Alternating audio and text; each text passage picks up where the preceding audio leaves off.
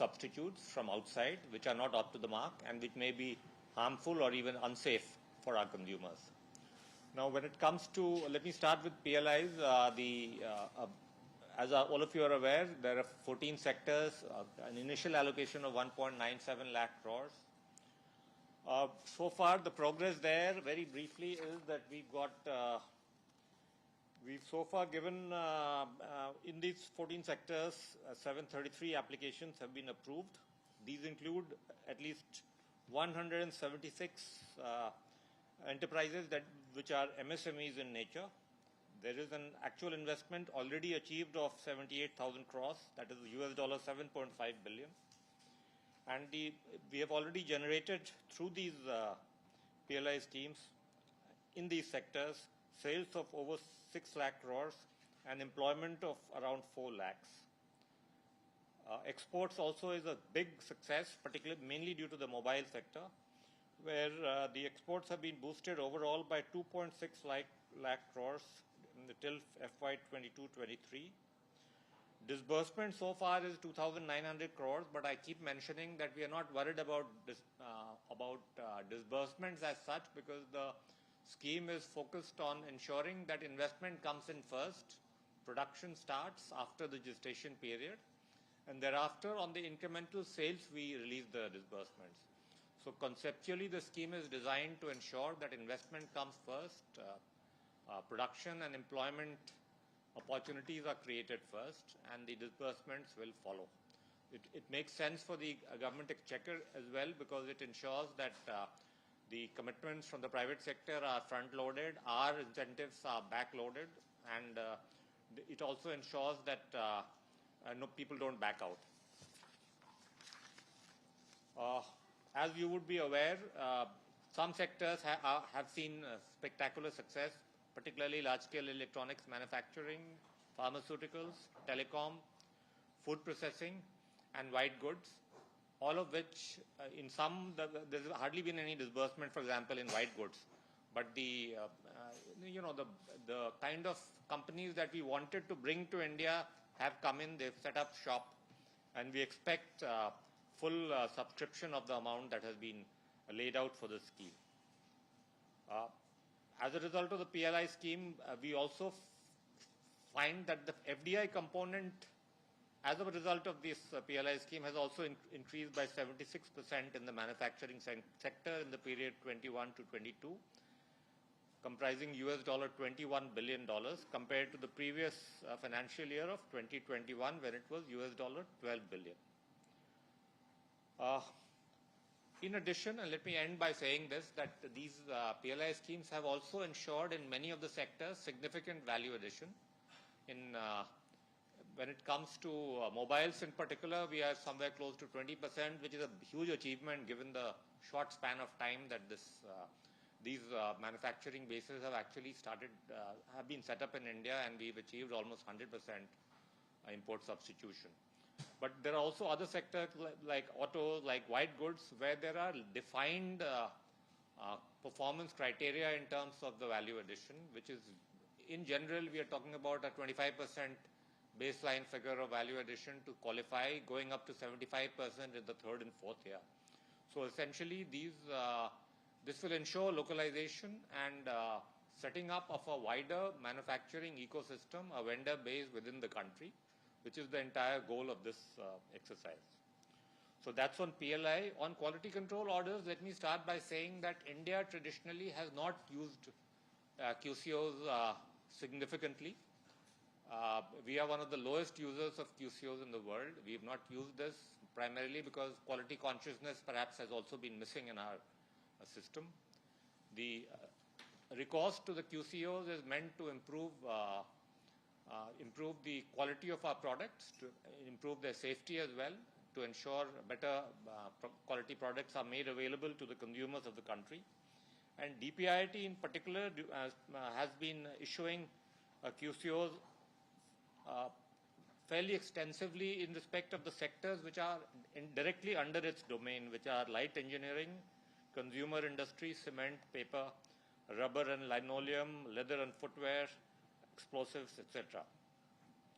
So far, we've issued 33 QCOs for over 127 products under the BIS Act, covering areas like cement, LPG, gas stoves, pressure cookers, pipes and tubes, ACs, refrigerators, safety glass, etc., as well as one QCO for 15 products under Indian Explosives Act relating to gas cylinders, valves and regulators. In the current year, we are right now processing 60 new QCOs in association with BIS. And as I mentioned, these are crucial not only for the safety of the consumers, but to improve manufacturing quality standards, prevent the import of substandard products into India, and ultimately help in development of a quality ecosystem in India, so that our products, when they go to the consumer, both in the national and international market, start developing a reputation for quality. One specific example we wanted to mention to you, toys, where once we issued the QCO on toys, which was notified on 25/2/2020 and implemented it with effect from 1/1/21, we've already seen a significant reduction in imports and a significant increase in exports of toys. Basically, this sector, which was languishing, has suddenly developed greatly because of the combination of a curb on imports due to the QCOs, combined with some other steps we have taken as part of our assistance program for the toy sector. As a result, the import of toys to India has decreased by 70% from 2018-19 to 21-22, while exports have increased by 61%. And now when we do the market surveillance on the toys in the market, most of the toys, over 85% of the toys that were assessed by BIS recently, have all passed the quality control tests. So this is one success story, and we intend to replicate this across other sectors as well. The idea is that government will work together in a combination of tariff policy, things like QCOs, as well as PLIs in strategic and selected sectors, will ensure that our manufacturing base widens and our reputation for quality products improves. And I want to end by the final item which we have on the agenda today, which is ONDC. A national workshop for the state governments is going on next door about the ONDC, which is, as all of you are aware, is a digital public infrastructure which tries to provide a network model for different types of e-commerce entities to work together in a harmonious manner for the benefit of MSMEs as well as the consumers.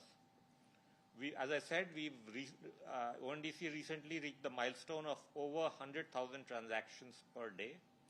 We now have sellers in 360 plus cities in India, including 8 cities where more than 3 sellers in 70% of the PIN codes are available for hyperlocal deliveries. We now cover major categories like groceries and FMCG, as well as online food deliveries, fashion, apparel, beauty, etc. Increasingly, the B2B domain is also being actively utilized. And very interestingly, in services, mobility, in areas like taxi hiring, taxi hailing, and utilization of taxis, it is live in 2 cities in India, Kochi and Bangalore. Both are doing very well. Bangalore in particular has had a huge traction in terms of number of users and number of taxi drivers benefiting from it, in comparison to other apps like Uber, Ola, etc., which are, in comparison to whom obviously they get a much better remuneration using the ONDC network. So far, 16 buyer apps, including Paytm, Magic Pin, PhonePe, IDFC, Craftsvilla, Kotak, etc., are live on ONDC for products. 74 network participants are live on ONDC, enabling 142,000 plus sellers and service providers. In the same vein, 47 seller apps, including major companies like HUL, ITC, Snapdeal, Magic Pen, etc., have gone live on ONDC. Even Pepsi is live as a seller and a network participant on ONDC. In addition, and very importantly, 9 logistics providers, including hyperlocal partners, Dunzo, Loadshare, Grab, and intercity ones like Delivery, Shiprocket, Shadowfax, etc. have also joined the network. So in addition, we have a lot of state government entities which have joined ONDC, and we are trying to encourage more to join. And Google recently launched an ONDC accelerator program at the Google I/O Summit in Bengaluru. We are working also to onboard our farmer producer organizations, FPOs. So far, 1,422 FPOs promoted through the SFAC, the Small Farmers Agro-Business Consortium, have registered, and 224 of them have also completed their cataloging process and have started making their products available on ONDC. In addition, 209 FPOs promoted by NABARD have registered, and 26 already have their product catalogs online. So I wanted to say that these three initiatives of the DPIIT are showing increasing traction, and we hope that this is going to really improve in each of these sectors, whether it is manufacturing sector generally under the PLI, QCOs, as well as ONDC will work to improve the manufacturing base and improve services and product quality for consumers in the country. If you have any questions, I and my colleagues will be happy to take them. I think we will go topic wise so that we can cover comprehensively. We will begin with PLI. If anybody has questions on PLI, then we will cover the section first. Okay. So, sir, Yeah. question about for financial express. You gave some figures on PLI. So, did anything happen between April and June? Because the figures that you gave were till March, 723. So, were any applications approved in the first quarter and disbursement? Yeah, so I mean, what is happening right now is that people are setting up business there. Business as part of these 73 guys are in different stages of setting up business. Some are already operational and are, as I said, generating turnovers and exports. Others are in the process of setting up their business, as I mentioned, in the white goods sector, for example. So yeah, I mean, the numbers will not change in that figure, but the production, the sales, and the export figures will keep changing, and we'll update you on that. What's the number of applications approved? Or the pending applications?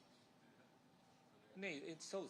See, there are some sectors where the applications that came in, for example, I mean, to give you one example, there is a scheme for advanced cell chemistry, batteries, where out of the 50 gigawatt hour that was made available, only 30 were subscribed because and out of the people who subscribed, also one backed out or was actually weeded out for different reasons. So that is going to go through a second round of bidding. So some of those new applications will come in only when that round of bidding is completed.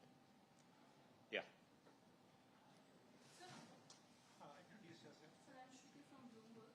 Sir, I just wanted to get a sense, apart from the electronics and mobile sector, which other sectors have fared well? Okay. So, I think a lot of sectors have fared fairly well, but those which are where the results are more visible, I would say, are medical devices, pharma, food processing.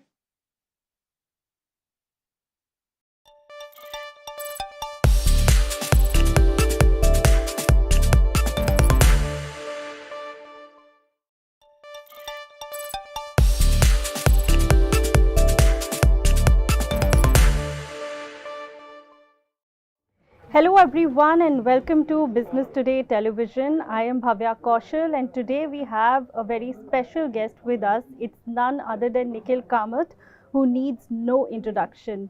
Nikhil, thank you so much for joining us today and welcome to BTTV. Hi, thank you so much for having me. So Nikhil, to begin with, yesterday you put out a post underlining some of the scope and opportunities that lie in the gaming sector.